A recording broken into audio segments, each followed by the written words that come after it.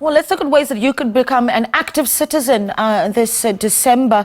3 days of blood. That's what our health facilities have as we approach the silly season. That's according to the South African National Blood Service. They need our help. To tell us more, we are joined by Khensani Mahlangu, who is External Communications Specialist at the South African National Blood Services. Khensani, a good morning to you. 3 days of blood. That's very, very concerning. I mean, just talk to us about just how extensive that shortfall really is, and what that would mean about to the cause of saving lives in our hospitals. Good morning, and thank you for having me. That 3 days was a couple of days ago, so now we're back down to 2.5 as of this morning. That means that we are in a deficit. We need to be collecting more blood, a minimum of 3,500 units a day. So that means that we are really stretched, and we need to be getting donors into donation sites rather, to give blood. Yeah.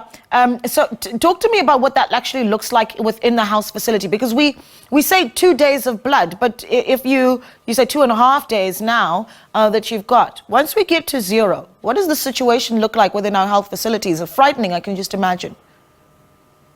Absolutely, that is terrifying. So should we, God forbid, get to zero, that means that there is no blood to be dispensed, or rather there's no blood that has been tested and verified to be safe in through our systems anyway. So that would mean that we would have to do vein-to-vein transfers. If you know someone who is in need of blood, that would mean that we are now taking blood from one person to another without having tested it. And you can imagine all the risks associated with that. Yeah, and can we talk a little bit about the patients that are most impacted by low blood stocks?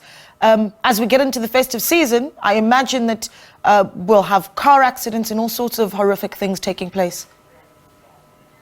Absolutely, the traumas do take up quite a lot of blood, but I want to emphasize that people who are being treated for acute and chronic illnesses are the ones that would then take up the majority of the blood. So say, for instance, someone has anemia and needs to go for regular transfusions.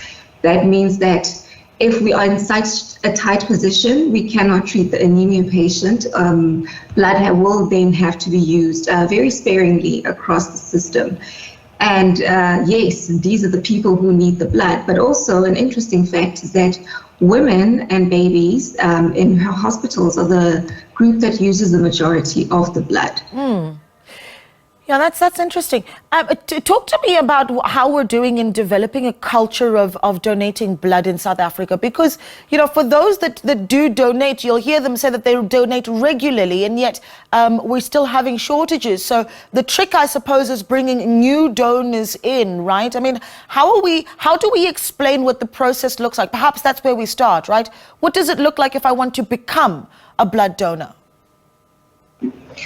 So the issue of shortages that are ongoing rather is owing largely to the fact that only 1% of South Africans are actually committed donors, meaning they donate a minimum of 4 times a year or every 56 days. So already with just the 1%, we're already under so much pressure. And Khensani? Oh dear. Okay, that line giving us some trouble, and unfortunately we really wanted to get the details of how you can go about donating blood. But why don't you go and take a look at the website of the South African National Blood Service and become an active citizen, save a life and donate some blood.